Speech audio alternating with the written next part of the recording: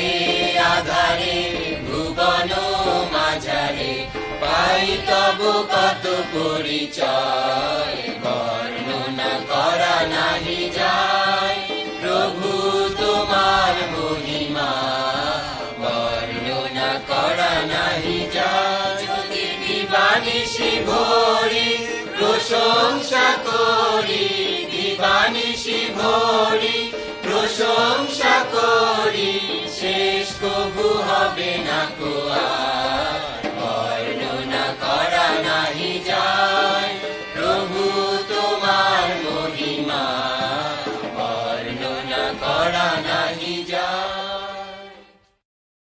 বন্ধুগণ, যারা ঈশ্বরের বাধ্য হয়ে তাঁকে সেবা করে, ঈশ্বর তাদের ভালোবাসেন। এই হলুদ বইয়ের ছবিগুলো দেখতে দেখতে আপনি এই সত্য ঘটনাগুলোর কথা শুনতে পাবেন। আপনি যখন এই শব্দ শুনবেন, তখন আপনি পরের ছবিটি খুলবেন। ছবি নম্বর 1। ঈশ্বর সকল মানুষকে সৃষ্টি করেছেন, কিন্তু তারা তার অবদ্ধ হয়ে গেল। তখন তিনি ইসরায়েল জাতিকে তার পরিচয় জানাবার জন্য ও তাকে সেবা করবার জন্য মনোনীত করলেন। কিন্তু কখনো কখনো ইসরায়েল জাতিও ঈশ্বরের বিরুদ্ধে কাজ করেছিল। তারা প্রতিমা পূজা ও নানা রকম অসত্য দেবতার পূজা করেছিল। তাই ঈশ্বর তাদের ফিরিয়ে আনবার জন্য তিনি তাদের মধ্যে যুদ্ধ ও দুর্ভিক্ষ পাঠালেন। এই অবস্থায় তাদের মধ্য হতে একটি পরিবার খাবারের খোঁজে মোয়াব দেশে পালিয়ে যাওয়ার জন্য প্রস্তুত হল। সেখানে গিয়ে তারা 10 বছর বাস করলেন। পরিবারের পিতা মারা গেলেন এবং 2 পুত্র মোয়াব দেশের 2টি মেয়েকে বিয়ে করলেন। তারপর সেই পুত্র 2জনও মারা গেলেন।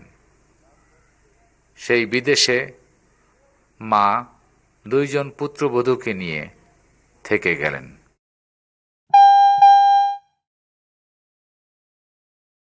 ছবি নম্বর 2। পরিবারের সেই মায়ের নাম ছিল নয়মি এবং মোয়াব দেশের তার 2 পুত্রবধূদের নাম ছিল রুথ ও অর্পা। নয়মি ইসরায়েল দেশে ফিরে আসতে চাইলেন। রুথ ও অর্পা তার সঙ্গে রওনা হলেন, কিন্তু নয়মি তাদের বললেন, আমার স্নেহের মেয়েরা, তোমরা বাড়িতে ফিরে যাও। তোমরা কেন আমার সঙ্গে আসবে? আমার আর কোনো ছেলে মেয়ে নেই যে যাদেরকে তোমরা বিয়ে করতে পারবে। ঈশ্বরের সব কিছুই মনে হয় আমার বিপক্ষে কাজ করছে। অর্পা নয়মিকে চুম্বন করে তার বাবার বাড়িতে ফিরে গেলেন, কিন্তু রুথ নয়মিকে ছাড়লেন না। তিনি বললেন, আপনাকে ছেড়ে যেতে আমাকে আপনি জোর করবেন না। আপনি যেখানে যাবেন সেখানে আমিও যাব। আপনার জাতি আমার জাতি এবং আপনার ঈশ্বর আমার ঈশ্বর হবেন। তাই নয়মির সাথে রুথ ইসরায়েল দেশের বেথলেহেম নগরে চলে এলেন।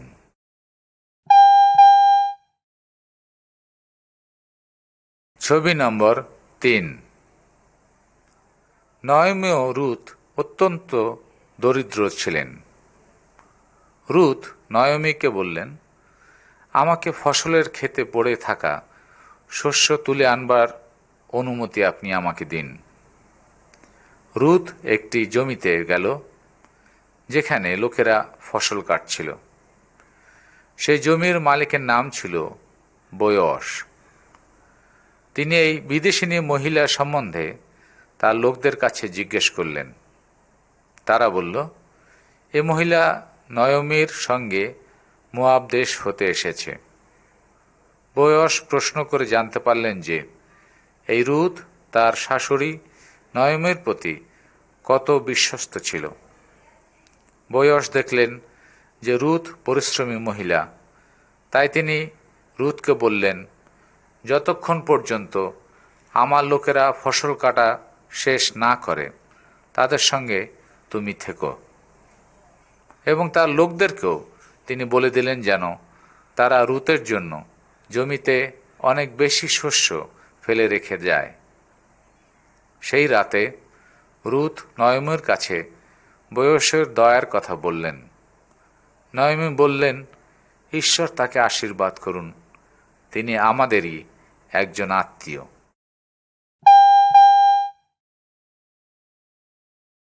ছবি নম্বর 4।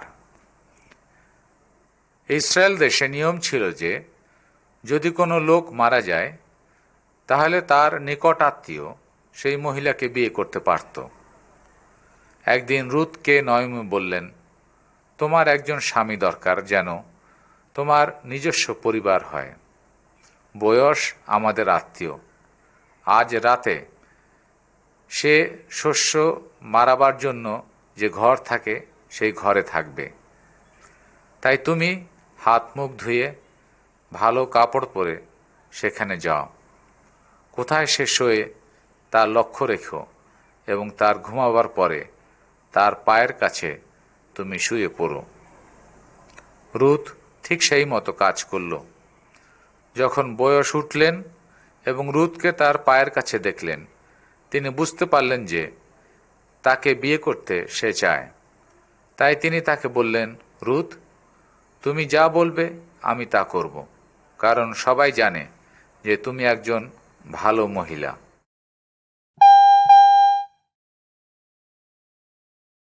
ছবি নম্বর 5। বয়স ও বেথলেহেমের প্রাচীনগণ।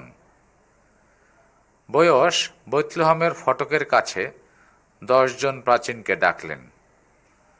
অন্য একজন আত্মীয় রুথকে বিয়ে করতে পারতেন, কিন্তু তারা সবাই বলল যে বয়সই এ বিয়ে করবেন।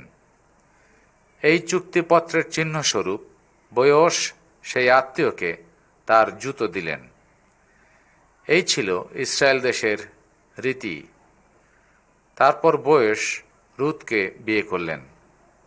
তাদের একজন ছেলে হলো, তার নাম হলো ওবেদ। মহিলারা নয়মিকে বলল, ধন্য সদা প্রভু, তোমার যত্ন নেবার জন্য ঈশ্বর তোমাকে একটি নাতি দিয়েছেন। তোমার পুত্রবধূ তোমাকে ভালোবাসেন। 7 পুত্রের চাইতেও তোমার কাছে সে অনেক ভালো। বন্ধুগণ, যখন রুথ ঈশ্বর ও তার লোকদের ভালোবেসে সেবা করলেন, ঈশ্বর অনেক আনন্দ পেলেন এবং এই ওবেদি ইসরায়েলের মহান রাজা দাউদের ঠাকুরদা ছিলেন।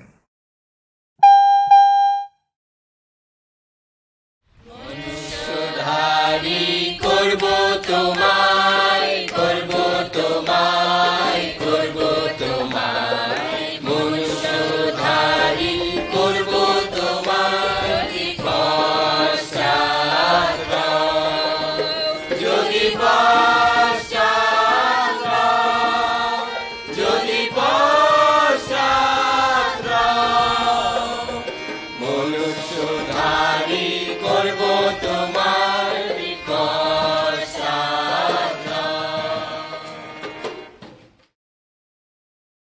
ছবি নম্বর 6। রুতের অনেক পরে তাকে সেবা করার জন্য ঈশ্বর আর একজন মহিলাকে মনোনীত করলেন। তার নাম ছিল মরিয়ম। তিনি রুতের বংশধর।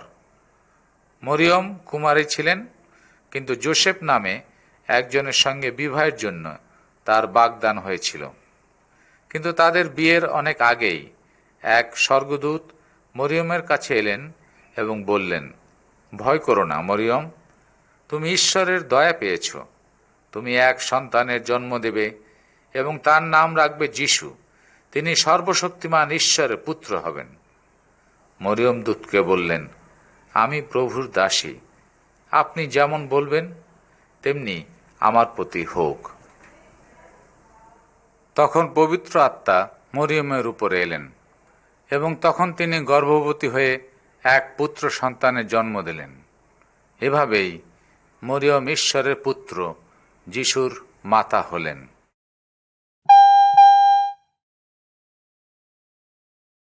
ছবি নম্বর 7।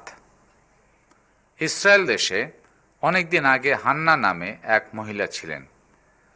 তার স্বামী তাকে খুব ভালোবাসতেন, কিন্তু তিনি কোনো সন্তান ধারণ করতে পারেন নাই বলে তার খুব দুঃখ ছিল।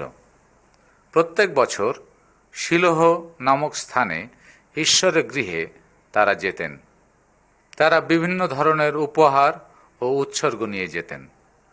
হান্না একবার ঈশ্বরের গৃহে গিয়ে প্রার্থনা করলেন, হে ঈশ্বর, যদি তুমি আমাকে স্মরণ করে আমায় একটি পুত্র সন্তান দাও, তাহলে তাকে সারা জীবনের জন্য তোমার জন্য আমি উৎসর্গ করব। এই প্রার্থনা করার সময় তার ঠোঁট নড়ছিল, কিন্তু কোনো শব্দ হচ্ছিল না। ঈশ্বরের গৃহের প্রধান এলি পুরোহিত তাকে দেখলেন এবং ভাবলেন যে সে মাতাল হয়েছে, কিন্তু ঈশ্বর তার প্রার্থনা শুনলেন এবং কিছুদিন পরে হান্নার একটি পুত্র সন্তান হল, আর তার নাম শমূয়েল রাখা হল।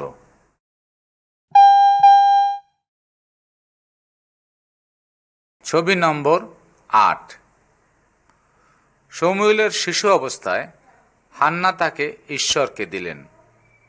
হান্না তাকে শিলোহতে এলির সঙ্গে বাস করবার জন্য দিলেন। এলি কিভাবে ঈশ্বরকে সেবা করতে হয় তা শমূয়েলকে শেখালেন। এলির নিজের 2 পুত্র ছিল, যদিও তারাও যাজক ছিলেন, কিন্তু তারা খারাপ লোক ছিলেন। তাই ঈশ্বর যাজকদের মধ্য দিয়ে লোকদের সঙ্গে কথা বলা বন্ধ করে দিলেন। একদিন রাতে শমূয়েল ঈশ্বরের গৃহে শুয়েছিলেন। হঠাৎ ঈশ্বর তার নাম ধরে তাকে ডাকলেন। শমূয়েল এলির কাছে দৌড়ে গেলেন এবং বললেন, আপনি আমাকে ডেকেছেন? এই যে আমি। কিন্তু এলি বললেন, আমি তোমাকে ডাকিনি, যাও শুয়ে পড়ো গিয়ে। এরকম 3 বার হলো। তখন এলি বুঝতে পারলেন যে নিশ্চয়ই ঈশ্বর শমূয়েলকে ডাকছেন। তাই তিনি শমূয়েলকে উপদেশ দিলেন যেন সে উত্তর দিয়ে এই কথা বলে, প্রভু, আপনি বলুন, আপনার দাস শুনছে। ঈশ্বর এভাবে শমূয়েলের সাথে অনেকবার কথা বলেছিলেন এবং শমূয়েল এক প্রধান যাজক হিসাবে ইসরায়েলের নেতা হয়ে গড়ে উঠলেন।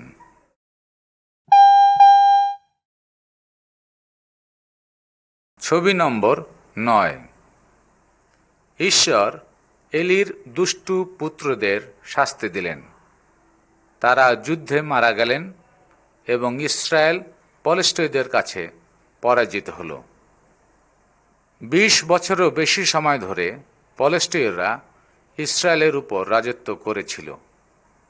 তখন শমূয়েল লোকদের বললেন, যদি তোমরা বিধর্মী দেবতাদের ছেড়ে ইসরায়েলের ঈশ্বরের নিকট সমর্পিত হও এবং শুধু তাকেই সেবা করো, তবে তিনি তোমাদের পলিষ্টীয়দের হাত হতে মুক্ত করবেন। ইসরায়েলেরা তার কথা শুনল। তারা একসঙ্গে এক জায়গায় জড়ো হল। তখন শমূয়েল উৎসর্গ করলেন এবং ঈশ্বরের কাছে প্রার্থনা করলেন। সেই সময় পলিষ্টীয়রা একসঙ্গে মিলিত হয়ে ইসরায়েলীয়দের আক্রমণ করল, কিন্তু ঈশ্বর এক ভীষণ বজ্রপাত ও বৃষ্টি দিয়ে তাদের আঘাত করলেন। পলিষ্টীয়রা ভয়ে পালিয়ে গেল এবং ইসরায়েলীয়রা তাদের পরাজিত করল।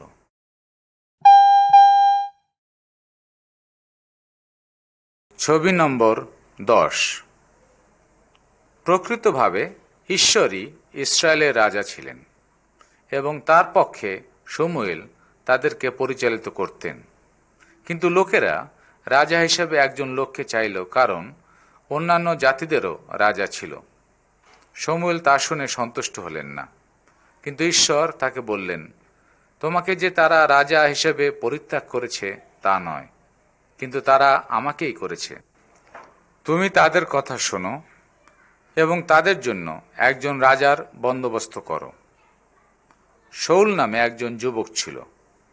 সে দেখতে সুন্দর ও লম্বা ছিল।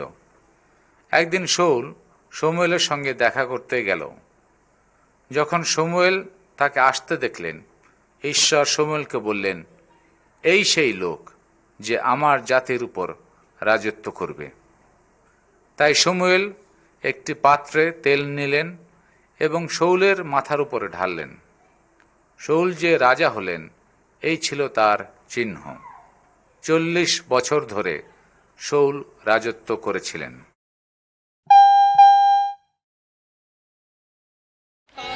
ঈশ্বর জগতে এমন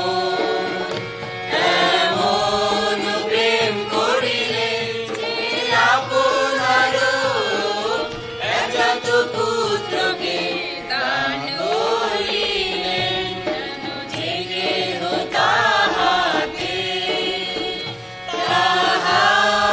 বিশ্বাস করে সে বিনষ্ট না হয়, কিন্তু অনন্ত অনন্ত জীবন পায়। ছবি নম্বর 11। অমালেকীয়রা খুব দুষ্টু জাতি ছিল এবং তারা ইসরায়েলীয়দের অনেক ক্ষতি করেছিল। তাই শমূয়েল শাউল রাজাকে বললেন, ঈশ্বরের কথা শোনো, সকল অমালেকীয়দের হত্যা করে তাদের সকল জিনিস ধ্বংস করে ফেলো।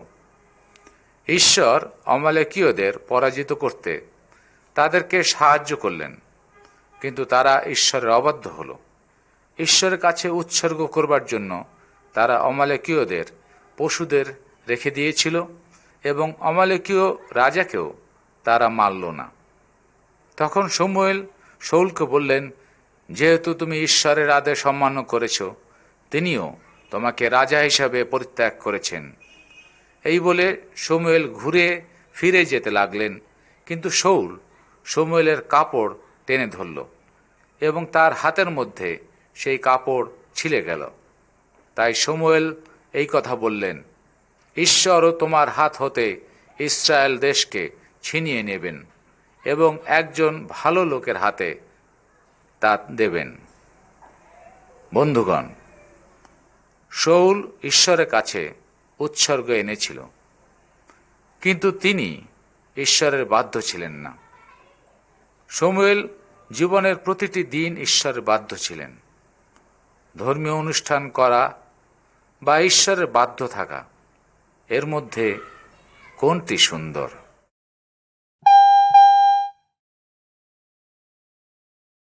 ছবি নম্বর 12। শমূয়েলের মৃত্যুর অনেক বছর পরের কাহিনী। তখন ইসরায়েল দেশে যিশু বয়সে ছোট ছিলেন। মরিয়ম তার মা, কিন্তু ঈশ্বর তার পিতা ছিলেন। যখন যিশুর 12 বছর বয়স, তখন তিনি মরিয়ম ও যোসেফের সঙ্গে জেরুসালেমে গিয়েছিলেন। ভিড়ের মধ্যে যিশু হারিয়ে গেলেন এবং মরিয়ম যোসেফ তাকে খুঁজতে লাগলেন। 3 দিন পর তারা তাকে ঈশ্বরের গৃহে দেখতে পেলেন। তিনি তখন যিহুদি নেতাদের সঙ্গে ঈশ্বরের সম্বন্ধে কথা বলছিলেন। মরিয়ম তাকে বললেন, আমরা তোমাকে খুঁজতে খুঁজতে চিন্তিত হয়ে পড়েছিলাম। কিন্তু যিশু বললেন, আমাকে আমার পিতার গৃহে থাকতেই হবে। তখন যিশু শমূয়েলের মতোই ছোট শিশু।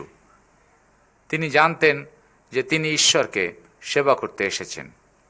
যিশু পৃথিবীর সকল লোককে আবার ঈশ্বরের কাছে ফিরিয়ে নিয়ে যাওয়ার জন্য এসেছিলেন, কারণ ঈশ্বরই আমাদের প্রত্যেকের প্রকৃত রাজা ও পরিচালক।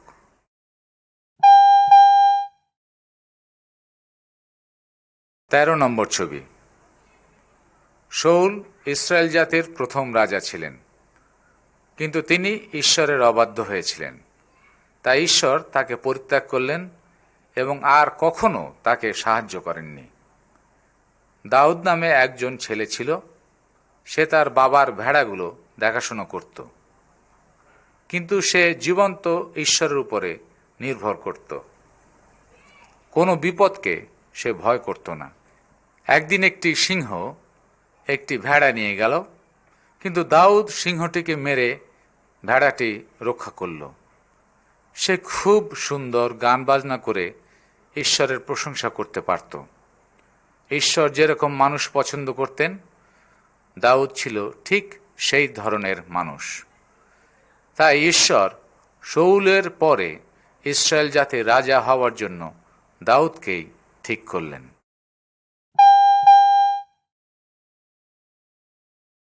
14 নম্বর ছবি। পলেষ্টীয়দের সঙ্গে ইসরায়েলের বারবার যুদ্ধ হচ্ছিল। পলেষ্টীয়দের পক্ষে এক বিরাট দৈত্যাকার বীর ছিল এবং তার নাম ছিল গলিয়াত। সে ইসরায়েলীদের ডেকে বলল, তোমাদের মধ্য হতে একজন লোককে যুদ্ধ করতে আমার কাছে পাঠিয়ে দাও। সে যদি আমাকে মারতে পারে তাহলে আমরা সবাই তোমাদের কৃতদাস হয়ে থাকব, আর আমি যদি তাকে হত্যা করি তবে তোমরা আমাদের দাস হয়ে থাকবে। ইসরায়েলের সব লোকেরা গলিয়াতকে ভয় পেত, কেউই তার সঙ্গে যুদ্ধ করতে চাইল না। তখন বালক দাউদ বলল, কে এই পলেষ্টীয়? এ তো ঈশ্বরকে জানে না। জীবন্ত ঈশ্বরের সৈন্যবাহিনীকে ভয় দেখানোর তার কিছুতেই উচিত নয়। দাউদ গলিয়াতকে ভয় করলেন না। ঈশ্বর নিশ্চয়ই গলিয়াতকে মারবার জন্য তাকে সাহায্য করতে পারেন। তাই দাউদ গুলতি দিয়ে গলিয়াতের মাথায় একটি পাথর ছুঁড়ে মারলেন। গলিয়াত পড়ে গেলেন। গলিয়াতের নিজের তলোয়ার দিয়ে দাউদ তার মাথা কেটে ফেললেন। এভাবেই ইসরায়েল সৈন্য পলেষ্টীয়দের পরাজিত করল।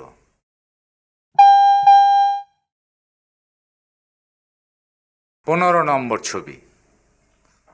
দাউদ ইসরায়েলকে রক্ষা করলেন, তাই প্রথমে রাজা শাউল আনন্দিত হলেন। ইসরায়েলের লোকেরা দাউদকে ভালোবাসত। দাউদ একজন বীর সৈনিক ও নেতা হয়ে উঠল। তখন রাজা শাউল দাউদকে হিংসা করতে লাগলেন। তিনি দাউদকে হত্যা করতে চাইলেন। একদিন দাউদ শাউলকে তার বীণা বাজিয়ে যখন শোনাচ্ছিলেন, তখন এক মন্দ আত্মা শাউলের উপরে ভর করল। রাজা তার বর্শা তুলে নিয়ে দাউদের দিকে ছুঁড়ে মারলেন, কিন্তু তা দাউদের গায়ে না লেগে দেওয়ালে গিয়ে লাগল। এরপর শাউল দাউদকে অনেকবার হত্যা করবার চেষ্টা করেছেন। শাউলের ছেলে জোনাথন ও অনেক ইসরায়েলেরা দাউদকে সাহায্য করেছেন, কিন্তু তবুও তাকে শাউলের হাত থেকে বাঁচবার জন্য প্রান্তরে পালিয়ে যেতে হয়েছিল। ভাঙিবে ভাঙিবে ভাঙিবে বারে শয়তানের দুর্গ ভয়ঙ্কর। ভাঙিবে ভাঙিবে ভাঙিবে বারে শয়তানের দুর্গ ভয়ঙ্কর। মহাভূমিকম্প হবে, ভাবে ভেঙে যাবে, ভেঙে যাবে, পাপ দুর্গ রবে না কুয়ার। মহাভূমিকম্প হবে, ভাবে ভেঙে যাবে, ভেঙে যাবে, পাপ দুর্গ রবে না কুয়ার। এই শয়তানের দুর্গ ভয়ঙ্কর। ভাঙিবে ভাঙিবে ভাঙিবে বারে শয়তানের দুর্গ ভয়ঙ্কর। এই দুর্গে কত শত জন আবদ্ধ মরারই মতো। সতত করেছে ক্রন্দন, তারা আসিবে বাহিরে আবার। এই দুর্গে কত শত জন আবদ্ধ মরারই মতো। সতত করেছে ক্রন্দন, তারা আসিবে বাহিরে আবার। এই শয়তানের দুর্গ ভয়ঙ্কর। ভাঙিবে ভাঙিবে ভাঙিবে বারে শয়তানের দুর্গ ভয়ঙ্কর। মুক্তি ধনিয়া দুহাতে, যিশু ওই নীল আকাশ পথে আসিছেন সোনারি রথে। ওই যে উড়িছে পতাকা তাহার। মুক্তি ধনিয়া দুহাতে, যিশু ওই নীল আকাশ পথে আসিছেন সোনারি রথে। ওই যে উড়িছে পতাকা তাহার। এই শয়তানের দুর্গ ভয়ঙ্কর। ভাঙিবে ভাঙিবে ভাঙিবে বারে শয়তানের দুর্গ ভয়ঙ্কর। জয়ধ্বনি করো সকলে, অগ্রসর হও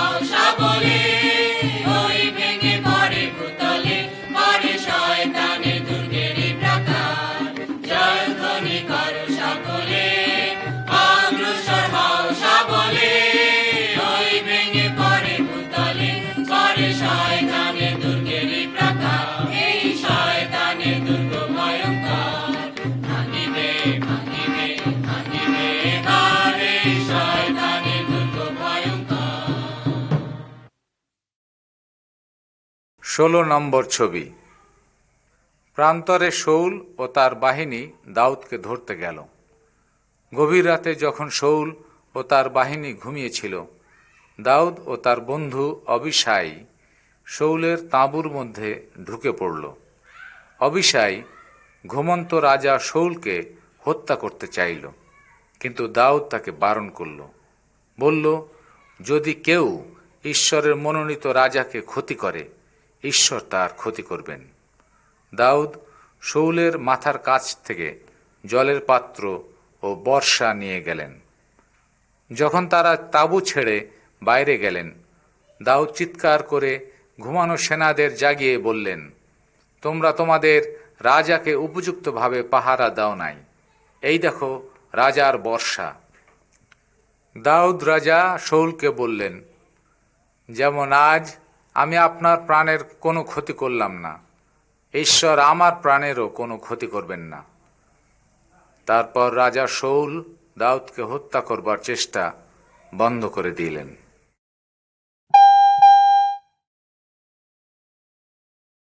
17 নম্বর ছবি। ফিলিস্তীয়রা আবার ইসরায়েলের সঙ্গে যুদ্ধ করতে এলো।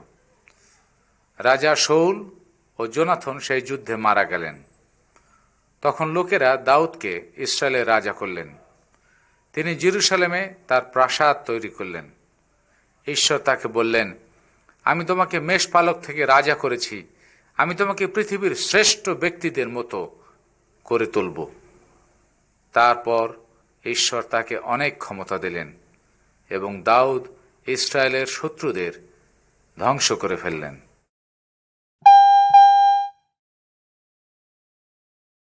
18 নম্বর ছবি।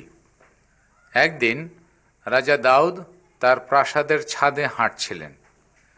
তিনি একটি সুন্দর মহিলাকে স্নান করতে দেখলেন। দাউদ তাকে নিজের জন্য গ্রহণ করতে চাইলেন। এই মহিলার নাম ছিল বেতশেবা। সে দাউদের সৈন্যদের মধ্যে উরিয় নামে এক সৈনিকের স্ত্রী ছিলেন। ইসরায়েলের শত্রুদের যুদ্ধ করবার জন্য উরিয় বাইরে গিয়েছিলেন। তখন দাউদ সেনাপতির কাছে একটি চিঠি পাঠালেন। তিনি লিখলেন, সেনাপতি যেন এমন ব্যবস্থা করে যাতে উরিয় মারা যায়। তারপরে দাউদ বেতশেবাকে বিয়ে করলেন। কিন্তু দাউদ যা করলেন তাতে ঈশ্বর সন্তুষ্ট হলেন না। বেতশেবার প্রথম ছেলে মারা গেল। তাতে দাউদ যে ভীষণ অন্যায় কাজ করেছেন তার জন্য ঈশ্বরের কাছে ক্ষমা চাইলেন।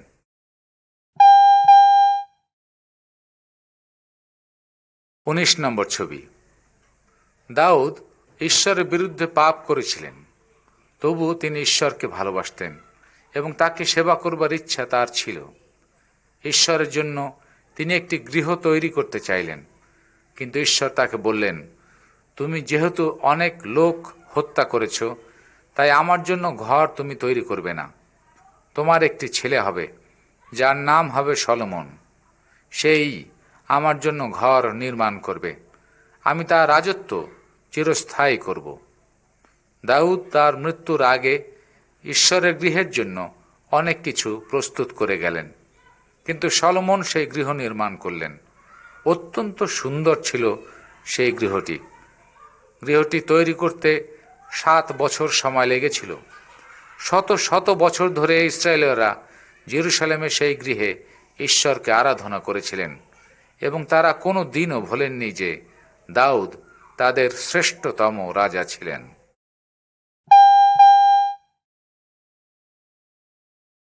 20 নম্বর ছবি। দাউদের জীবনের প্রায় 1000 বছর পরে তারই বংশে যিশুর জন্ম হয়। তার মা ছিলেন কুমারী মরিয়ম। সর্বশক্তিমান ঈশ্বর ছিলেন তার পিতা। যিশু ঈশ্বরের সর্বাপেক্ষা মহান দাস ছিলেন। তিনি মানুষকে ঈশ্বরের সত্য সম্বন্ধে শিখিয়েছিলেন। ঈশ্বরের শক্তিতে তিনি আশ্চর্য আশ্চর্য কাজ করতেন। শৌল, দাউদ এবং আমরা সবাই ঈশ্বরের বিরুদ্ধে পাপ করেছি, কিন্তু ঈশ্বর কোনো পাপ করেননি। একদিন তিনি গাধায় চড়ে জেরুসালেমে প্রবেশ করলেন। লোকেরা চিৎকার করে বলতে লাগল, দাউদ সন্তান হোসান্না। তিনি সর্বশ্রেষ্ঠ, যিনি ঈশ্বরের নামে আসছেন, তিনি ধন্য। কারণ লোকেরা দেখতে পেয়েছিল যে তিনি দাউদ হতেও মহান, তিনি এ পৃথিবীর সকল রাজা অপেক্ষা মহান। এসো সবে গাহি বিজয় গান, মরণ জয়ী যিশু রাজার জয় জয় গান। এসো সবে গাহি বিজয় গান, মরণ জয়ী যিশু রাজার জয় জয় গান। মৃত্যুর বাঁধন ছিন্ন হলো, রুদ্ধ কবর খুলে গেল, মৃত্যুর বাঁধন ছিন্ন হলো, রুদ্ধ কবর খুলে গেল। যিশু মৃত্যুঞ্জয়ী উঠিলেন আজি, যিশু মৃত্যুঞ্জয়ী উঠিলেন আজি। জয় উল্লাসে গাহে জয় গান, যিশু রাজার জয় জয় গান। এসো সবে গাহি বিজয় গান, মরণ জয়ী যিশু রাজার জয় জয় গান। মুক্তি সাধন পূর্ণ হলো, পাপী মানব মুক্তি পেল, মুক্তি সাধন পূর্ণ হলো, পাপী মানব মুক্তি পেল। মৃত্যু পরাভূত স্বর্গদ্বার মুক্ত, মৃত্যু পরাভূত স্বর্গদ্বার মুক্ত। এ অভয় গাই গাহি গান, যিশু রাজার জয় জয় গান।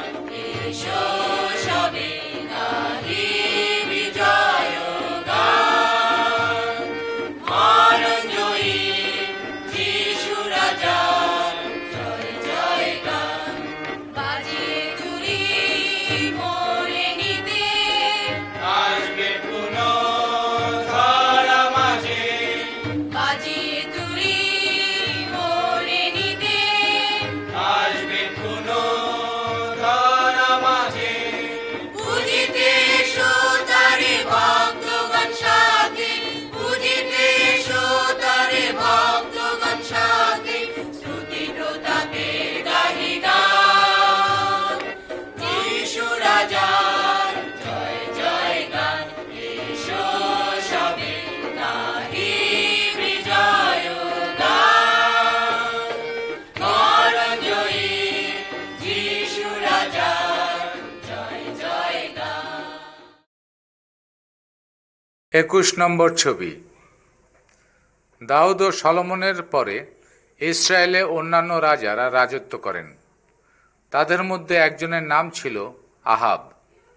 তার একজন দুষ্ট স্ত্রী ছিল, তার নাম ছিল ইসেবেল, এবং বল দেবতার মূর্তিকে পূজা করার জন্য লোকদেরকে তিনি বাধ্য করেছিলেন।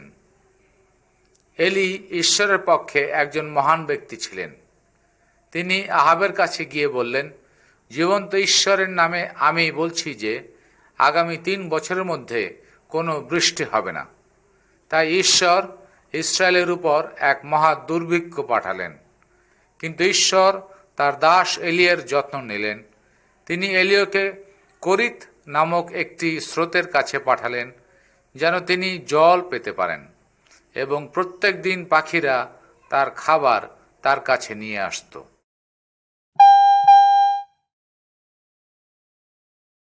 22 নম্বর ছবি। দুর্ভিক্ষের 3য় বৎসরে এলিও রাজা আহাব ও তার লোকদেরকে কর্মিল পর্বতে ডাকলেন। তিনি তাদের বললেন, যদি ঈশ্বর সত্য ঈশ্বর হন তাহলে তাকে অনুসরণ করো। লোকেরা বল দেবতার উৎসর্গ হিসাবে বলি দিল। তখন এলিও বল দেবতার যাজকদের বললেন, এবার তোমাদের বল দেবতাকে ডাকো, আর আমি আমার ঈশ্বরকে ডাকি। যিনি আগুন দিয়ে উত্তর দিবেন তিনিই হবেন প্রকৃত ঈশ্বর। সমস্ত দিন ধরে যাজকরা বল দেবতাকে ডাকলো। তারা বলির চারিপাশে নাচলো এবং ছুরি দিয়ে নিজেদের শরীর কাটাকুটি করলো, কিন্তু কোনো আগুনই নেমে এলো না। সন্ধ্যাবেলা এলিও তার উৎসর্গ প্রস্তুত করলেন। তিনি তা জল দিয়ে ভিজে দিলেন। তারপর তিনি ঈশ্বরের কাছে প্রার্থনা করলেন। সঙ্গে সঙ্গে স্বর্গ হতে আগুন নেমে এলো।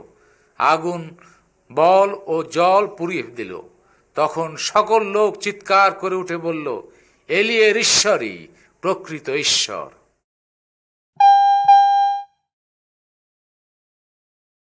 23 নম্বর ছবি। এলিও সেই দুষ্ট যাজকদের হত্যা করলেন। তখন ইসেবেল রানী এলিওকে হত্যার হুমকি দিলেন।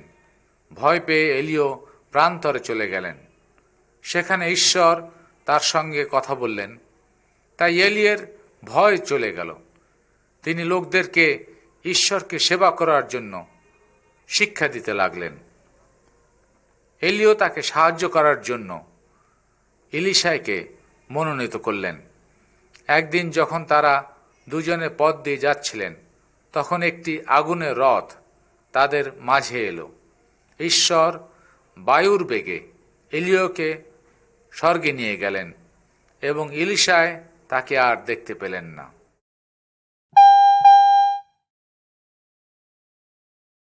24 নম্বর ছবি। 700 বছর পর যিশুর সময় এলিও আবার পৃথিবীতে এলেন। একদিন এক পাহাড়ের উপরে যিশুর কাছে তিনি দেখা দিলেন। এলিয়ের অনেক আগে মোশি নামে আর এক ভাওবাদী ছিলেন।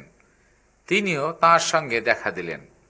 3 জন লোক তাদেরকে উজ্জ্বল কাপড় পরা অবস্থায় দেখতে পেলেন। তখন ঈশ্বর তাদের কাছে যিশুর সম্বন্ধে এই কথা বললেন, ইনি আমার প্রিয় পুত্র, তোমরা তার কথা শোনো। বন্ধুগণ, ঈশ্বর এবং ইসরায়েলের সকল মহান ব্যক্তিগণ আমাদেরকে প্রভু যিশুর দিকে নির্দেশনা দিয়েছেন। যিশু সকল লোককে সেবা করার জন্যই এই পৃথিবীতে এসেছিলেন। তিনি আমাদের পাপের বলিরূপে ক্রুশে মারা গিয়েছেন এবং আমাদের অনন্তকালের জন্য আত্মিক জীবন দেওয়ার জন্য আবার মৃত্যু হতে পুনরায় উত্থিত হয়েছিলেন।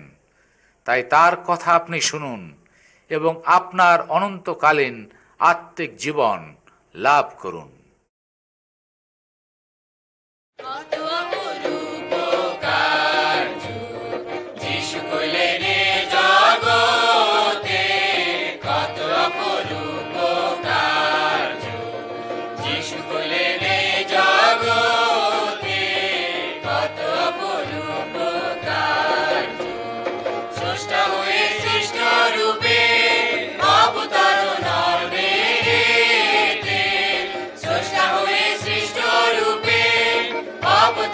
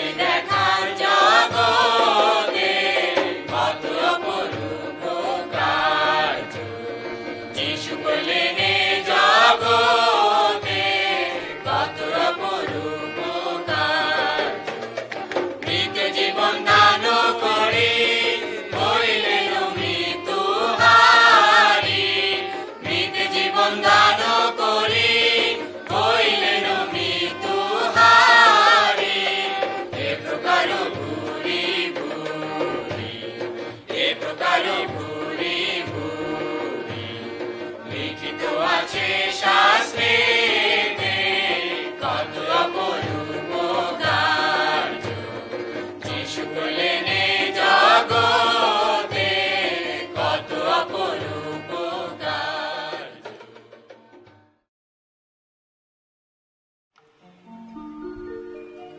কি সুখের আশ্বাস যিশু আমার, আকি গৌরবের সাত চমৎকার, অংশীদার ত্রাণের কৃতদাহার, আত্মাতে জাত রক্তে ধূমধাম।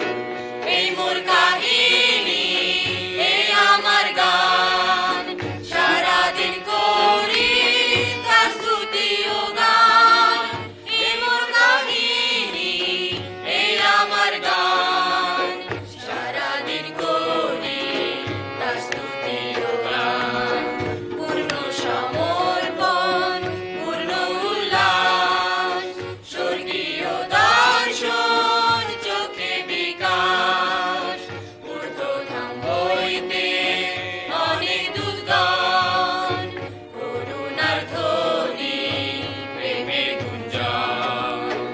এই মোর কাহিনী, এই আমার গান, সারাদিন করি তার স্তুতি ও গান। এই মোর কাহিনী, এই আমার গান, সারাদিন করি তার স্তুতি ও গান। পূর্ণ পরিত্রাণ, পূর্ণ বিশ্বাস, প্রভুতে লিপ্ত সৌভাগ্যবান, জাগি প্রতীক্ষায় উঠে তাকাই, তার পুণ্যে পূর্ণ প্রেমে হারাই। এই মোর কাহিনী, এই আমার গান, সারাদিন করি তার স্তুতি ও গান। এই মোর কাহিনী, এই আমার গান, সারাদিন করি তার স্তুতি